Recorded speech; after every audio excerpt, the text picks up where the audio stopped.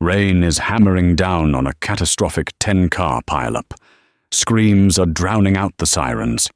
You are a paramedic, trained to take control, but tonight, the chaos is winning. Suddenly, a woman in muddy jeans and a torn raincoat ducks under the caution tape. She has no badge, no uniform, and no fear. She pushes past you, kneels in the oil and glass, and starts performing a surgery that should be impossible outside a hospital. You scream at her to stop. You threaten to have her arrested. But she ignores you. You think she's a lunatic. What you don't realize is you are trying to arrest a legend. And when the truth comes out, the silence will be deafening. The rain wasn't just falling. It was driven by a wind that felt personal, stinging the face like buckshot. Interstate 95, usually a vein of commerce flowing south toward Miami, had turned into a graveyard of twisted metal and shattered glass. Brody gripped the steering wheel of Ambulance 41, his knuckles white. "Dispatch, this is Unit 41. We are 2 minutes out. Update on casualties?" The radio crackled, static eating half the words. "Multiple entrapments, tanker jackknifed, structural damage to the overpass, mass casualty event declared. Unit 41, you are lead triage." Brody swore under his breath. He was a good paramedic, 6 years on the job, efficient, by the book. But lead triage on a scene this size meant playing God.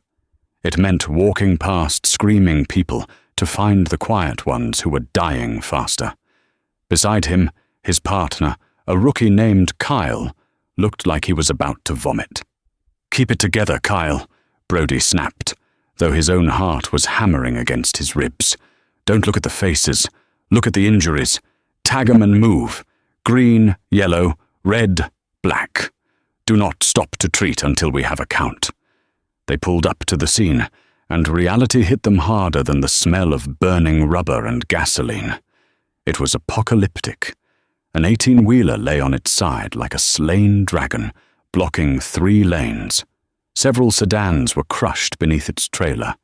A minivan was perched precariously on the guardrail, threatening to tip into the ravine below. Brody grabbed his jump bag and kicked the door open. "Let's go! Move!" The noise was overwhelming. Car horns were stuck, blaring, merging with the wail of approaching sirens and the terrified cries of survivors. Brody engaged his work mode, a psychological wall he built to keep the horror out. He ran toward the first car, a blue Ford. The driver was dazed, walking around with blood streaming from a scalp wound. "Green tag. Go to the shoulder. Sit down," Brody yelled, pointing away from the wreck. He moved to the minivan on the rail. Inside, a mother was screaming, pinned by the dashboard. Her legs were mangled. Red tag, immediate, but he couldn't stop. He had to count. "Help me, please, my baby," she shrieked, clawing at his reflective vest. "We're coming back, Mom." "Hold on," Brody lied. He didn't know if they'd be back in time. As he pulled away, he saw Kyle frozen near the tanker, staring at a crushed convertible. "Kyle, move your ass!" Brody roared. "Brody, there's someone in there," Kyle stammered, pointing to the convertible wedged under the semi's fuel tank. "Fuel is leaking. It's gonna blow." Brody ran over. The driver of the convertible was a man in a suit, unconscious, breathing shallowly. His chest was crushed. Flail chest. Every breath was a paradoxical movement, ribs detached, lungs failing. "We need fire to cut him out," Brody yelled. "Where the hell is the engine company?" "5 minutes out," Kyle cried, panic rising in his voice. "He doesn't have 5 minutes. His airway is closing." Brody reached in, trying to position the man's head, but the angle was impossible. The jagged metal of the door frame was digging into Brody's forearm. "Move," a voice said. It wasn't a request. It was a command, low and devoid of panic. Brody looked up. Standing in the pouring rain was a woman. She looked like she had just come from a grocery store, wearing faded jeans, hiking boots, and a grey oversized cardigan that was rapidly soaking through. Her hair, dark and streaked with premature grey, was pulled back in a messy bun. She held a heavy-duty flashlight in one hand and a first aid kit, the kind you buy at a pharmacy, in the other. "Get back behind the line, lady," Brody barked. "This is a hot zone. That tank could ignite any second." The woman didn't even look at him. She dropped her kit, stepped into the wreckage, and slid her body into the impossible gap between the convertible and the asphalt. "Hey, are you deaf?" Brody grabbed her shoulder to pull her back. She spun around, and for a second, the flashlight beam caught her eyes. They were steel grey and terrifyingly calm. "His trachea is deviated. He has a tension, pneumothorax. Unless you have a decompression needle in your hand right now, get out of my light." Brody blinked. The terminology was precise. "I'm the lead paramedic here. You need to evacuate." "And he needs a hole in his chest," she said, turning back to the patient. "Give me your shears, now." "No, I'm not giving a civilian my equipment." The woman didn't argue. She reached into her boot, pulled out a folding tactical knife, and before Brody could scream, she slashed the expensive silk of the victim's shirt. "Police!" Brody yelled, waving at a trooper running toward them. "Get this woman out of here! She's interfering with a rescue!" The woman ignored the chaos. She pressed her fingers against the dying man's chest, palpating the ribs with the speed of a pianist. "Found it," she whispered. She looked at Brody, her hand extended. 14-gauge angiocath. Now. Or he dies in 30 seconds. Brody hesitated. The fuel smell was dizzying. The man in the car was turning blue. The protocol said, "Wait for fire." The protocol said, "Secure the scene." But the man was dying. "Give it to her, Brody!" Kyle screamed from behind. Brody cursed, ripped the catheter from his kit, and slapped it into her wet palm. "If you kill him, it's murder. If I do nothing, it's negligence," she retorted. She didn't hesitate. She drove the needle into the man's second intercostal space. A loud hiss of escaping air cut through the noise of the storm. The man in the car gasped, a ragged, ugly sound, but the sound of life. His chest began to rise. The woman taped the catheter down with duct tape she pulled from her pocket. She crawled out of the wreckage, covered in grease and blood, and stood up. "He's stable for now. Monitor his vitals. He needs a chest tube as soon as he hits the ER," she said, wiping her hands on her cardigan. Brody stared at her, stunned. That was a textbook needle decompression, performed in the dark, under a fuel truck, by a woman in a cardigan. "Who are you?" Brody asked, his voice losing its edge. She didn't answer. She was already looking past him, toward the minivan on the guardrail. "That van is unstable. The center of gravity is shifting." "Yeah, we know. We're waiting for the heavy wrecker to stabilize it before we extract," Brody said, trying to regain his authority. "The wrecker is 10 minutes away," she said, watching the van shudder as the wind gusted. "The rail is giving way. Look at the bolts." Brody squinted. She was right. The metal bolts anchoring the guardrail into the concrete were shearing. "I'm going in," she said.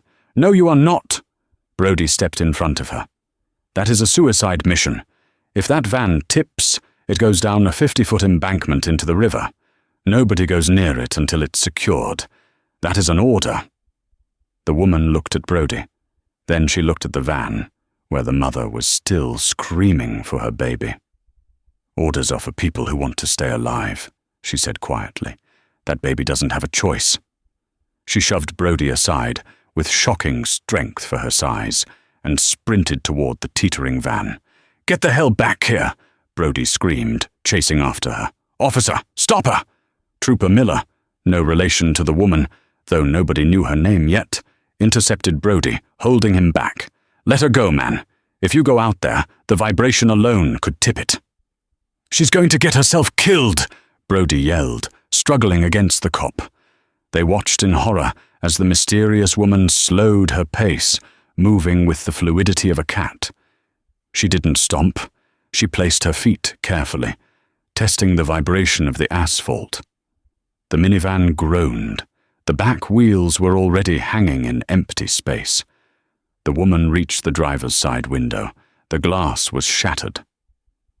"Ma'am, listen to me." The woman's voice carried over the wind. It wasn't the shouting voice Brody expected. It was calm, hypnotic. "My name is Joe. I'm coming in. Do not move your head. Do not shift your weight." "My legs, I can't feel my legs," the driver sobbed. "I know. We'll fix that. Where is the baby?" "Back seat. He's not crying." Joe, if that was her real name, didn't flinch. She grabbed the frame of the window. "Okay, I'm going to climb through the back. The van will shake. Do not panic." Brody watched through the rain, his heart in his throat. This woman was insane. She was climbing onto a vehicle that was literally hanging by a thread of steel. Joe pulled herself up, slithering through the broken rear window. The van dipped. The metal groaned, a high-pitched screech of stressing bolts. "God," Kyle whispered, standing next to Brody. Inside the van, the world was tilted at a 45-degree angle. The smell of copper and stale milk filled the air. Joe crawled over the seats, ignoring the glass slicing into her palms. She found the car seat.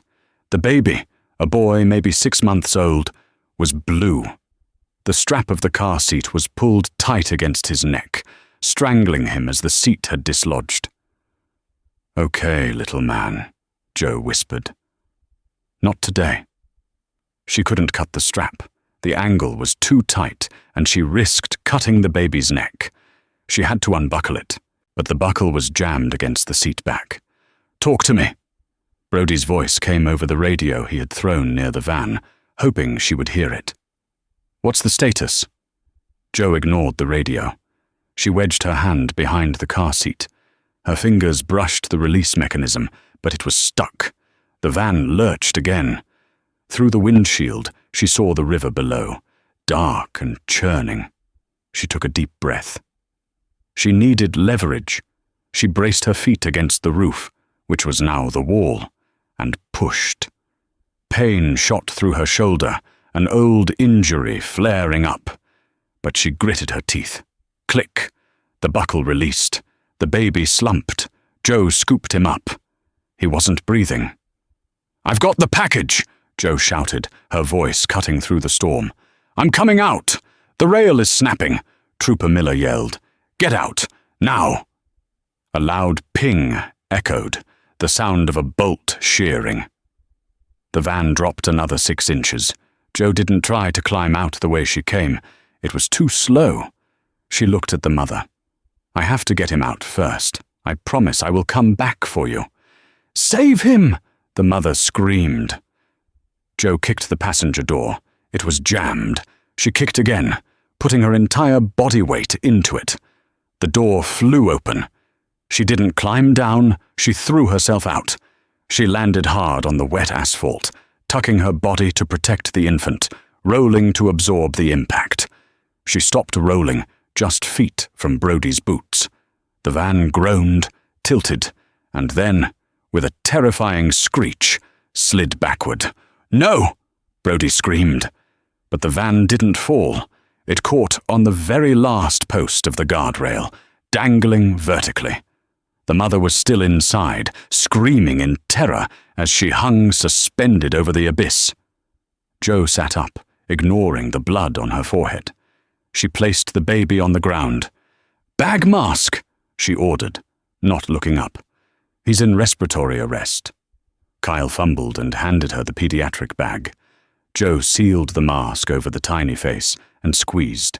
Squeeze. Release. Squeeze. Release. "Come on," she hissed. 30 seconds passed. The silence of the baby was heavier than the storm. "He's gone," Brody said softly, kneeling beside her. "He's been hypoxic too long." "He is not gone," Joe growled. She checked the pulse. "Heart rate is 40. I need epi. Pediatric dose. Do the math, paramedic. Brody's mind went blank. The stress, the rain, the screaming mother. He couldn't calculate the dosage. 0.01 milligrams per kilogram, Joe shouted at him, never stopping the ventilations. He's roughly 8 kilos. Draw up 0.08 milligrams of 1/10,000 epinephrine. Do it! Brody's hands shook, but the number snapped him back to reality. He drew the syringe. He handed it to her. She injected it directly into the baby's thigh. Intraosseous access would take too long. She continued bagging. 10 seconds, 20 seconds. A cough, a tiny sputtered cough. Then a wail. A beautiful, piercing cry that sounded like victory. Jo slumped, her shoulders dropping. She handed the mask to Kyle. Keep him warm. Oxygen blow by. He'll be fine. She stood up, swaying slightly. Brody looked at her. She had just saved 2 lives in 5 minutes. She was bleeding from her head. Her hands were cut to ribbons, and she looked like she was about to collapse. Who are you? Brody asked again, this time with reverence. You're not just a nurse. You're not just a doctor. I've seen trauma surgeons who couldn't move like that. Jo wiped the rain from her eyes. She looked at the dangling van. We're not done. The mother is still in there. Fire is here, Brody said, pointing to the lights flashing in the distance. Let them handle the technical rescue. You've done enough. Jo laughed, a dry, humorless sound. Technical rescue takes time. That van has about 3 minutes before gravity wins. I need a rope. You're not going back, a new voice boomed. A large man in a firefighter's turnout coat stepped forward. It was Captain Harrison, the incident commander. I don't know who you are, lady, but you're out of the hot zone. My guys will take it from here. Jo turned to Harrison. She didn't look intimidated. She looked disappointed. Captain, she said, reading his helmet. Your guys are going to set up a winch system. It'll take them 6 minutes to anchor. The rear axle of that van is held by a rusted bolt that is currently vibrating at a frequency that suggests imminent failure. If you wait for the winch, she dies. Harrison stared at her. And who made you the structural engineer? Physics, she said. I need a harness and a line. I'm going down to secure her before you lift. Absolutely not, Harrison said. I'm not authorizing a civilian to... I'm not asking for authorization, Jo said, her voice dropping an octave, becoming steel. I'm telling you that if you don't give me that rope, you're going to watch a woman die on live television. She pointed to a news helicopter that had just arrived overhead, its spotlight bathing the scene in harsh white light. Harrison hesitated. He looked at the van. It shifted again, grinding against the rail. Give her the damn rope, Harrison muttered to his lieutenant. Brody watched as Jo stepped into the harness. She checked the carabiners with a practiced, lightning-fast motion that he recognized. It wasn't the way a rock climber checked gear. It was the way a soldier did. Wait, Brody said, grabbing her arm as she prepared to rappel toward the dangling van. You're hurt. You're bleeding. Jo looked at her arm. A deep gash from the convertible extraction was soaking her sleeve. I've had worse, she said. Where? Brody asked. Where could you possibly have had worse than this? Jo paused for a split second. A shadow crossed her face, a memory of sand, scorching heat, and the sound of rotors. Kandahar, she whispered. Then she kicked off the ledge and dropped into the darkness. The rope burned through Jo's gloves as she descended. The world below the overpass was a void of swirling wind and rain, illuminated only by the frantic sweeping of the helicopter spotlight above. 10 feet down, the minivan hung like a pendulum.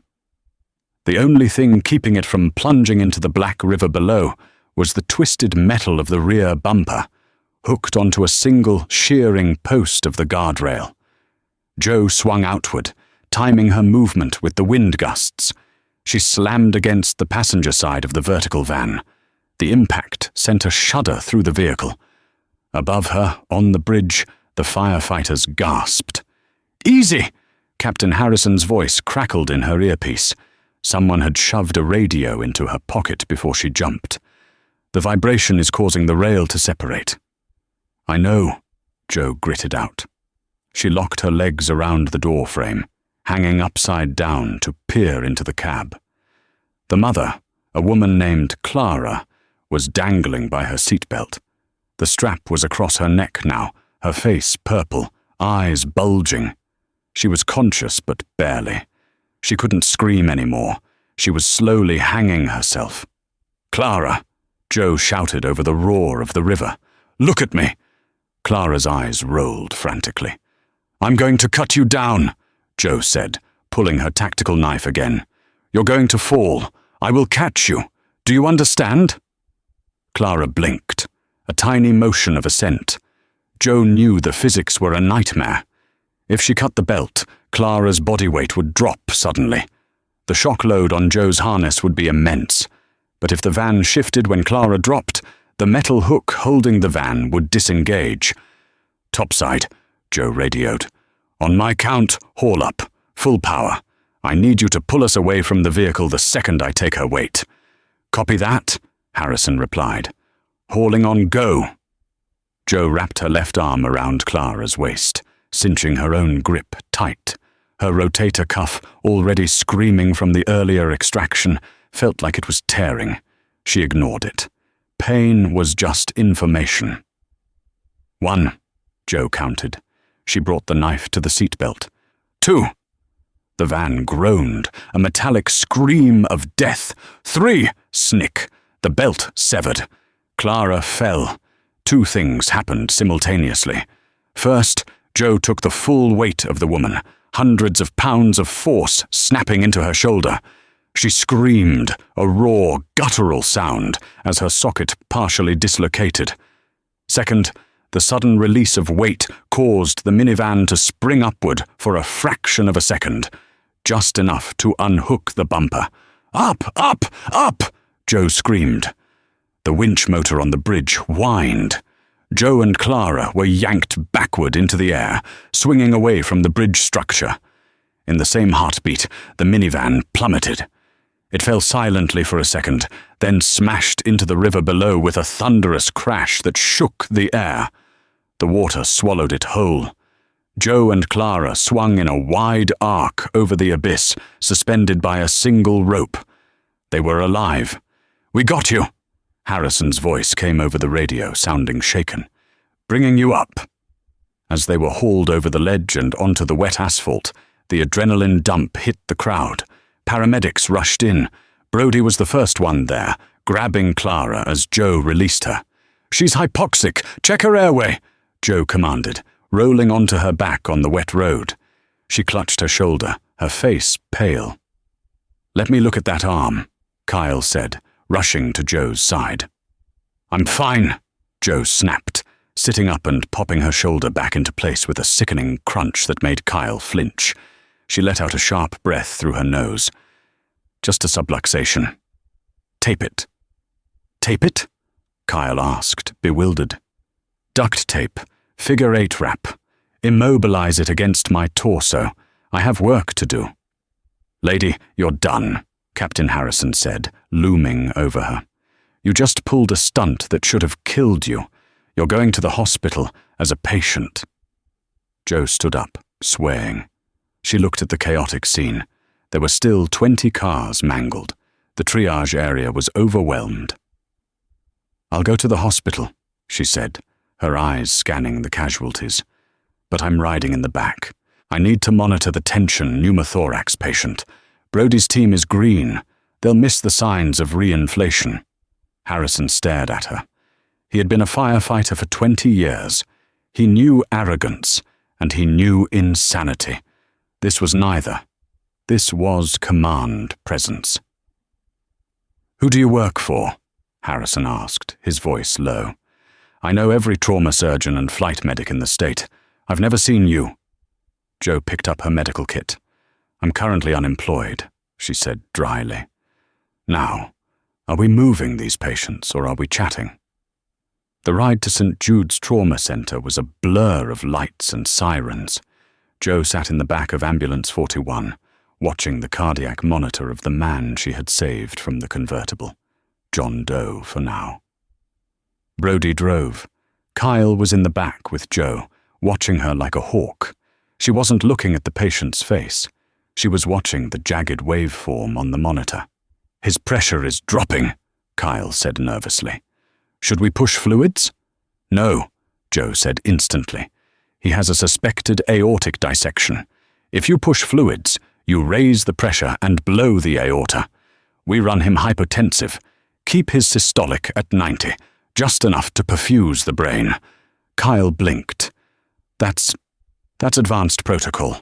We're not authorized to make that call. I am, Joe said. How? Kyle asked, frustration bubbling up. You won't tell us your name. You just said you're unemployed. How do you know about permissive hypertension?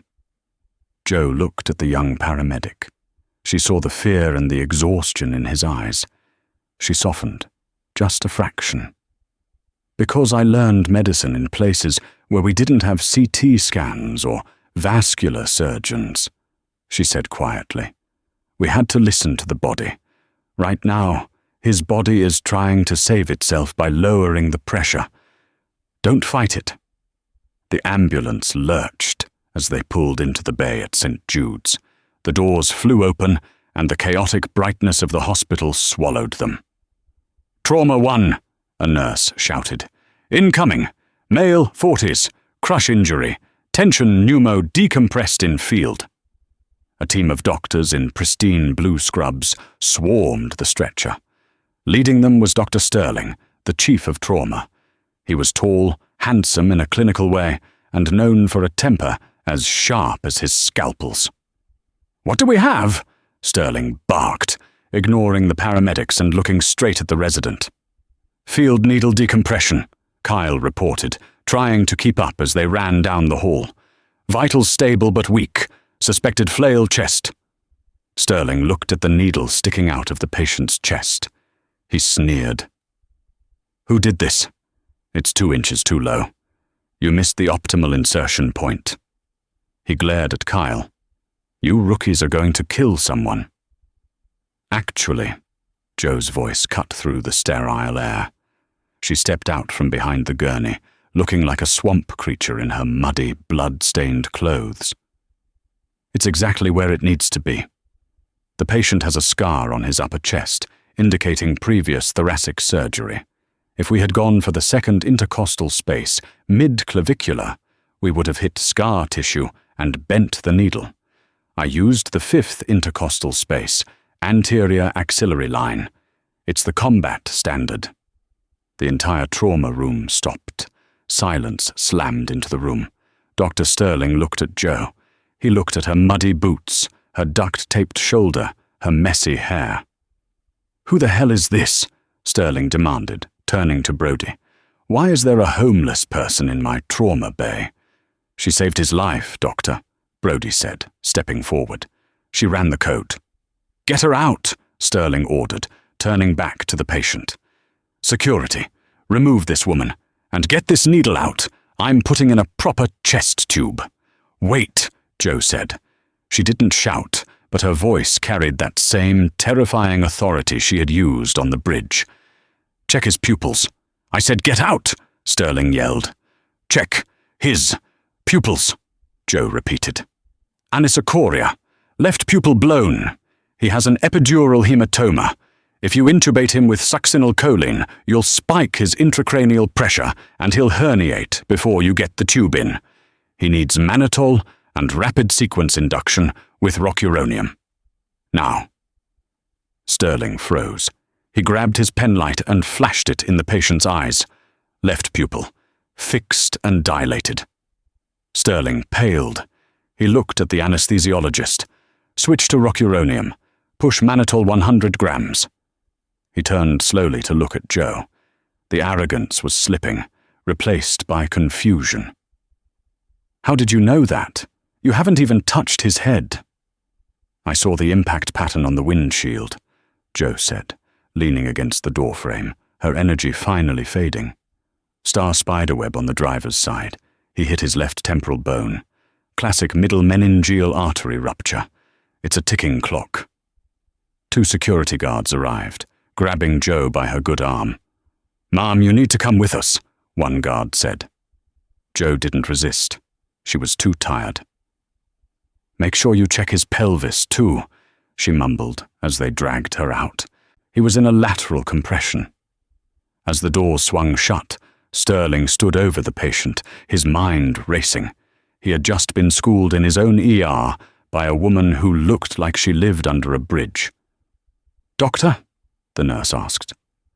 "What do we do?" Sterling looked at the monitor. The patient was stabilizing. "Do exactly what she said," he whispered. "Scan his pelvis." They didn't kick her out. They put her in a holding room, a sterile white box usually reserved for psychiatric patients or grieving families. Joe sat on a plastic chair, staring at the floor.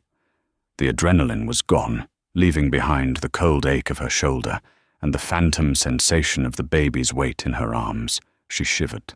The door opened. It wasn't a doctor. It was 2 police officers and a man in a suit who didn't look like a cop. "I'm Detective Ryland," one of the officers said, "and this is Mr. Calloway from hospital administration. We need to know who you are." "I'm tired," Joe said. "Can I just go?" "No," Calloway said sharply. "You performed invasive medical procedures without a license. You trespassed on a crime scene. You endangered rescue personnel. We are looking at multiple felony charges unless you start talking. What is your name?" Joe sighed. She reached into her pocket and pulled out a wet, crumpled pack of cigarettes. She put one in her mouth but didn't light it. "Joanna." "Joanna what?" "Just Joanna." "Look, lady," Ryland said, leaning in. "You clearly have training. Were you a nurse? Did you lose your license? Are you high right now?" Joe laughed softly. "I'm not high, and I didn't lose my license." "Then give us an ID," Calloway demanded. "We have fingerprints running now. It's only a matter of time." Joe looked up, her grey eyes piercing Calloway. "You don't want to run my prints." "Is that a threat?" "It's a warning. If you run my prints, flags are going to go up in databases you don't have clearance for. Men in dark suits are going to show up here, and they are going to take over your hospital. Nobody wants the paperwork." Calloway scoffed. "She's delusional. Psychiatric hold. 5150. "Wait," Ryland said. He was looking at his phone. A video had just been uploaded to YouTube. It was titled, "Mystery Hero Saves Baby" on I-95. It already had 50,000 views. Ryland turned the screen to Joe. "This is you." In the shaky video, shot from a passing car, Joe was seen rappelling off the bridge. The comment section was exploding. "That's not a normal rappel. That's Aussie style, military. Did you see how she checked the pulse? That's a combat medic. Who is she?" "People are calling you a hero," Ryland said. "But heroes don't hide." "Some do," Joe whispered. Suddenly, the door to the holding room banged open. Dr. Sterling stood there. He looked rattled. Behind him was an older man, grey-haired, wearing a suit that cost more than the hospital wing. This was the hospital CAO, Gregory Houseman. No relation to the TV show, just a coincidence. "Is this her?" Houseman asked. "That's her," Sterling said. Houseman stepped into the room. He looked at Joe, squinting. Then his eyes went wide. "Leave us," Houseman ordered the police and Calloway. "Sir, she's a suspect," Ryland started. "I said leave us," Houseman roared. The room cleared. Houseman stood trembling slightly. He looked at Joe with a mixture of disbelief and reverence. "I haven't seen you in 10 years, Houseman said softly. "Not since the extraction in Yemen." Joe finally lit the unlit cigarette, defying every hospital rule in existence. She took a drag and exhaled a cloud of blue smoke. "Hello, Greg," she said. "I see you upgraded from field surgery to administration. And I see you're still active," Houseman said.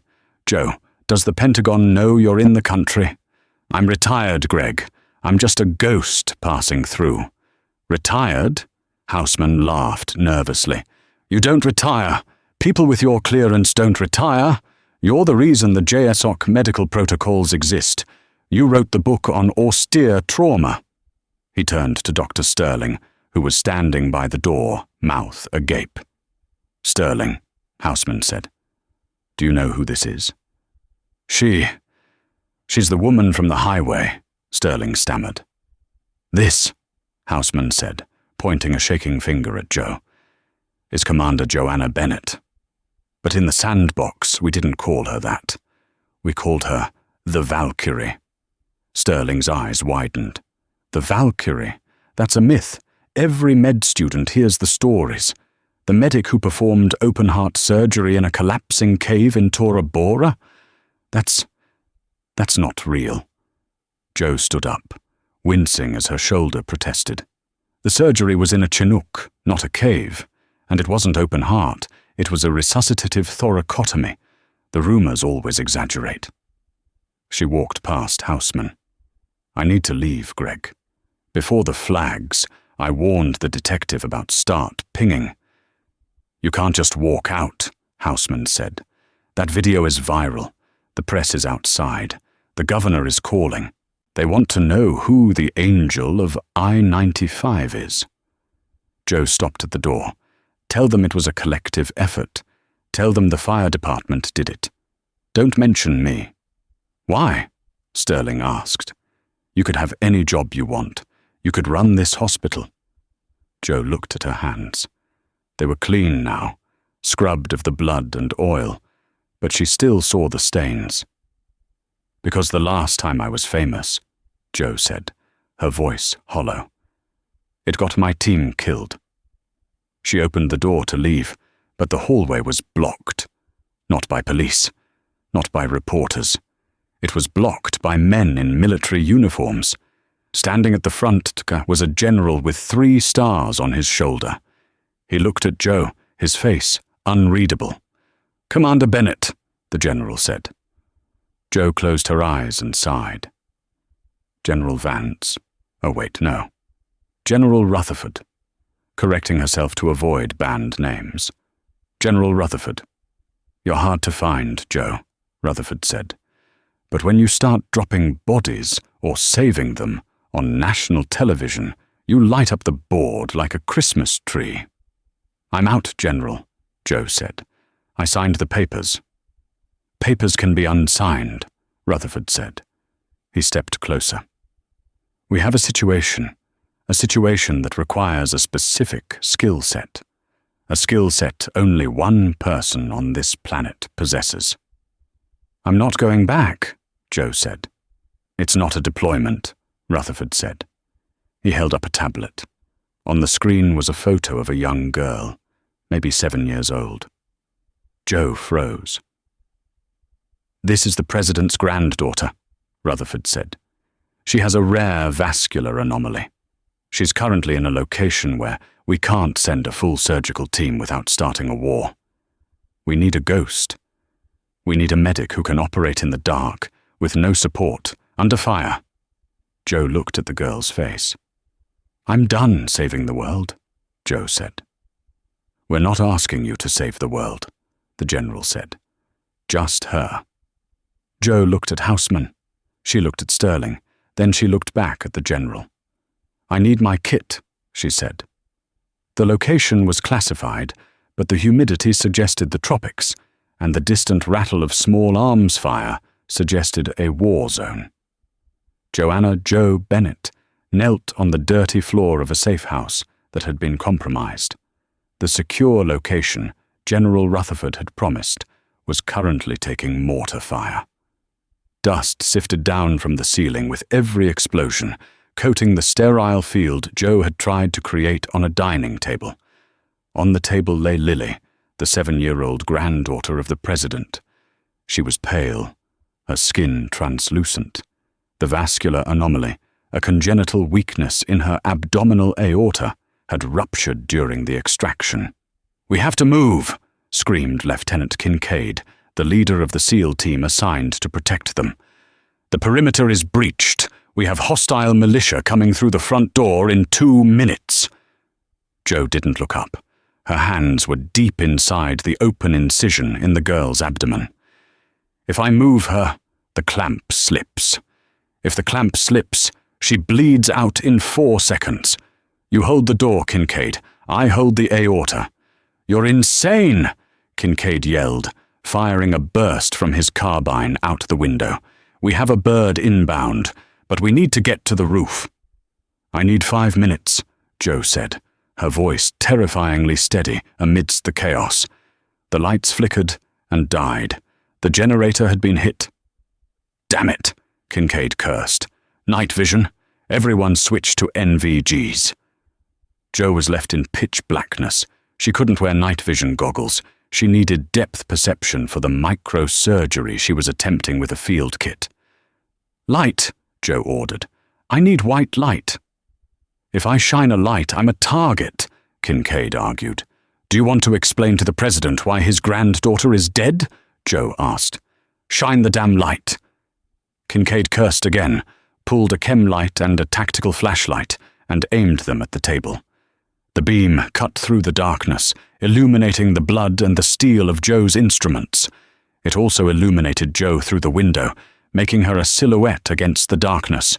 A bullet shattered the glass, whizzing inches past Jo's ear. She didn't flinch. She didn't even blink. "Vessel loop," she whispered to herself. She was repairing a ruptured aorta on a 7-year-old, under fire with a flashlight. This was the chief medic difference. A trauma surgeon in a hospital needs silence and stability. A Delta medic needs only a pulse and a prayer. "They're breaching the hallway," a SEAL shouted from the doorway. "Hold them," Kincaid roared. The sound of gunfire was deafening now, echoing inside the house. Jo could smell the cordite mixing with the metallic scent of blood. "Come on, Lily," Jo whispered. "Stay with me." She needed to suture the graft. Her hands moved with a speed that defied the shaking of the floor. Stitch, knot, cut, stitch, knot, cut. 3 minutes, Jo yelled. "We don't have 3 minutes."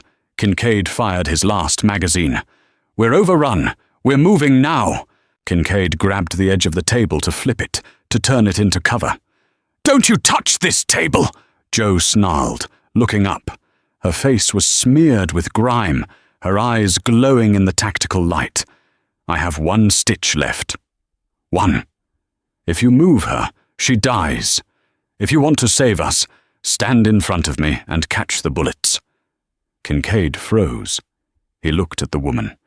He had served with the best operators in the world. He had never seen ice-cold rage like this. He stepped in front of the window, using his body as a shield for the surgeon and the child. "Covering fire, protect the package." Jo tied the final knot. She released the clamp. She held her breath. The graft held. No leaks. "Pulse is returning to distal extremities," Jo said, checking the girl's femoral artery. "Pack her up. We move."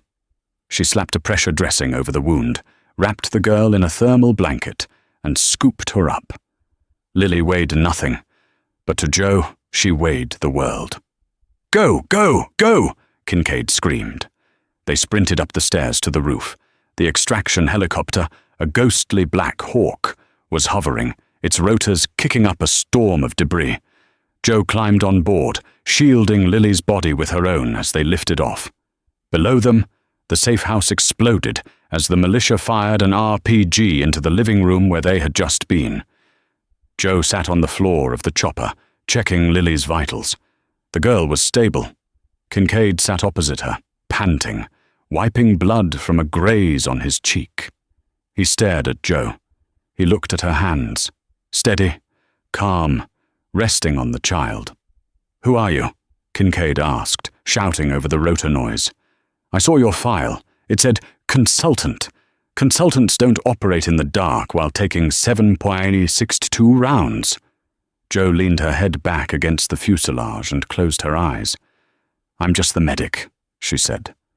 The rain had stopped 3 days ago, but the storm inside the paramedic station hadn't settled. In fact, it had turned into a hurricane. Brody sat at the scarred wooden table in the break room, staring at his phone. The video was everywhere. It was on CNN, Fox, BBC. "The Angel of I-95, the chyrons read, 'Mystery woman saves infant in suicide plunge.'" The view count was climbing past 15 million. Beside him, Kyle was pacing, his boots squeaking on the linoleum. The kid hadn't slept. Every time he closed his eyes, he saw the woman jumping off the bridge. "They're saying she was a guardian angel," Kyle muttered, gesturing frantically at the TV mounted in the corner. "Literally. Like supernatural. Twitter thinks she's a ghost." Brody took a sip of stale coffee. "She wasn't a ghost, Kyle. Ghosts don't bleed, and ghosts don't know the dosage for pediatric epinephrine off the top of their heads." "Then who was she?" Kyle demanded, slamming his hand on the table. "Brody, I looked up the technique she used. The needle decompression at the anterior axillary line. You know what the textbook says? It says, 'Do not attempt outside of a surgical theater.' She did it in the dark, under a fuel truck. That's not training. That's something else." Brody didn't answer. He was thinking about the way she moved, the way she had looked at the catastrophic pile-up, not as a tragedy, but as a tactical problem to be solved. He had been terrified. She had been bored. The heavy steel door of the break room swung open, silencing the room. It wasn't their shift commander. It wasn't the police. 2 men in dark suits entered first, scanning the room with professional paranoia. They stood on either side of the door. Then a 3rd man walked in. He wore an army service uniform, immaculate and pressed, with 3 silver stars gleaming on his shoulder. Lieutenant General Rutherford. The silence in the break room was absolute. The TV hummed in the background, showing grainy footage of Jo rappelling down the bridge. "Turn that off," Rutherford said softly. One of the suits unplugged the TV. "Sit down, gentlemen," Rutherford said, pulling a chair out and sitting with a heavy sigh. He looked tired, the kind of tired that comes from 30 years of keeping secrets that keep people awake at night. Brody and Kyle sat. Brody felt a cold sweat prickling his neck. "Are we in trouble, General?" "That depends," Rutherford said. He placed a thick manila folder on the table. It was stamped, "Top Secret, SCI, no fawn." "We've scrubbed the hospital footage. We've seized the security tapes from the highway toll booths. The only loose ends are the 2 of you." "We haven't said a word," Brody said quickly. "Reporters have been hounding us, offering money. We told them nothing." Rutherford studied them. He seemed to be weighing their souls. "I know. That's why I'm here. Most people would have sold that story for 15 minutes of fame. You 2 protected the patient." "We didn't do it for her," Kyle piped up, his voice shaking. "We did it because, well, frankly, sir, she scared the hell out of us." Rutherford chuckled. It was a dry, rasping sound. "She has that effect on people. Even me." He slid the folder across the table. "You've been asking who she is. You deserve to know why you can never speak her name." Brody opened the folder. The first page was a photo of Jo, but she looked younger, harder. She was wearing desert camouflage, standing in front of a Black Hawk helicopter with its rotors spinning. She was covered in dust and blood, holding an M4 carbine in one hand and a bag of saline in the other. Most of the text was redacted. Black lines swallowed entire paragraphs, but one section was visible. Designation: Unit Medical Commander. Operational Detachment, 1st SFOD D, Delta. Call sign, Valkyrie. Brody looked up, his mouth dry. Delta Force, I thought they didn't exist, and I certainly thought they didn't have female operators. They don't, Rutherford said, his voice dropping to a whisper. Not on paper. And she wasn't a door kicker, son. She was the insurance policy. Rutherford leaned forward, his eyes locking onto Brody's. When we send a team into a place that doesn't exist, to do a job that never happened, we can't send them with a standard medic. We need someone who can perform neurosurgery in the back of a bouncing Humvee. We need someone who can hold a severed artery with one hand and return fire with the other. He pointed at the photo. She isn't just a doctor. She's Delta's chief medic. The words hung in the air like smoke. The protocols you use? Rutherford continued. The reason you carry tourniquets now, the reason you do needle decompressions. She wrote those changes. She spent 12 years in the darkest corners of the earth, patching up the nation's most elite soldiers when the world tried to chew them up. She is the reason hundreds of men came home to their families instead of coming home in a box. Kyle looked at the folder, then at his own trembling hands. And I told her she couldn't go out on the bridge because it was too dangerous. Don't feel bad, Rutherford said with a grim smile. She once told a 4-star admiral to sit down and shut up while she was extracting shrapnel from his neck. You got off easy. Rutherford stood up. He took the folder back. Joanna Bennett is officially retired. She is a ghost. She wants peace. She wants to be a normal woman who buys groceries and drives a sedan. But the instinct, it doesn't go away. That night on the bridge, the war found her again. What happens now? Brody asked. Now, Rutherford said, putting on his cap. You go back to work. You save lives. And you never, ever tell anyone that you met the Valkyrie. Because if our enemies found out she was alive, the war would come to her doorstep. And we owe her better than that. The general walked out. The suits followed. The door clicked shut. Brody and Kyle sat in silence for a long time. The station felt different now. The job felt different. They weren't just paramedics anymore. They were keepers of a legend. 6 months later, the winter frost had settled over the city. It was 3:00 a.m., the dead hour, when the bars were closed and the sun was hours away. Brody was parked in Ambulance 41 near the old industrial district, writing a report. He was different now. He was sharper. He didn't hesitate on calls anymore. When he looked at a trauma patient, he didn't see horror. He saw a puzzle to be solved. He saw the physics, just like she had taught him, without meaning to. A soft tap on the passenger window made him jump. He looked over. She was standing there. Joanna. She looked different. Softer. She was wearing a thick wool coat and a scarf.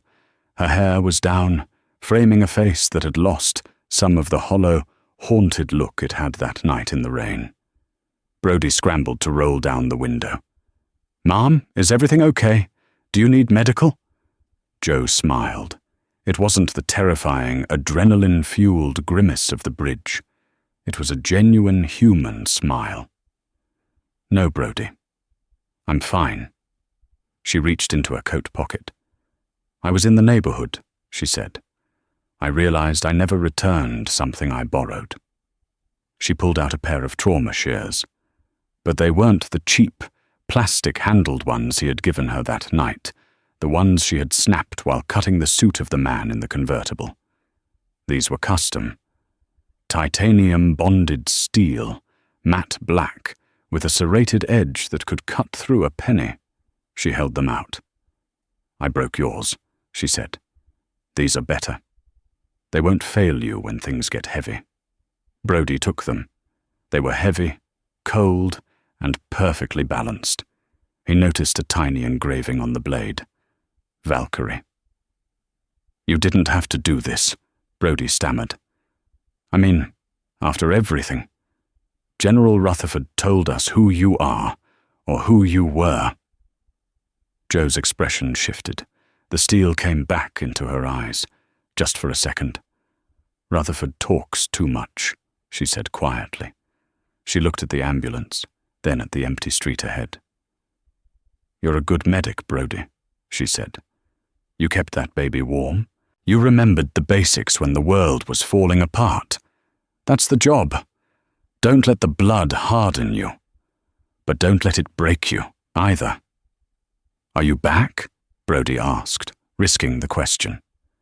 Are you working again? Joe pulled her collar up against the biting wind. The world always breaks, Brody, she said. Someone has to be there to stitch it back together. But for now, I'm just taking a walk. She turned and began to walk away, her boots crunching softly on the salt-strewn pavement. Wait, Brody called out. She paused under a flickering street lamp. Thank you, Brody said. For the lesson. Joe didn't turn around. She simply raised a hand in a wave, a sharp, disciplined motion that looked suspiciously like a salute. Stay safe, Unit 41, she called back. Brody watched her until she turned the corner and vanished into the shadows of the city she had silently sworn to protect. He looked down at the black shears in his hand. He ran his thumb over the engraving. Valkyrie. The radio crackled to life, shattering the moment. Unit 41, respond. Multi-vehicle collision. Route 9. Heavy entrapment reported. Brody didn't flinch. He didn't panic. He clipped the titanium shears to his vest, right over his heart. He grabbed the mic. His voice was steady, calm, and commanding. Unit 41 copies. We are rolling. He put the ambulance in gear and drove into the night, ready to work. And that, my friends, is the legend of the ghost of I-95. The paramedics on the scene that night never gave up her name. But every time they open a fresh kit or check a pupil, they remember the woman in the muddy cardigan who taught them what it really means to be a hero. What did you think? Was Joe right to break protocol to save those lives? Or was she too reckless? Let me know in the comments below. I read every single one. If this story kept you on the edge of your seat, please smash that like button. It really helps the channel grow. And subscribe with notifications on so you never miss a story. Thanks for listening, and I'll see you in the next one.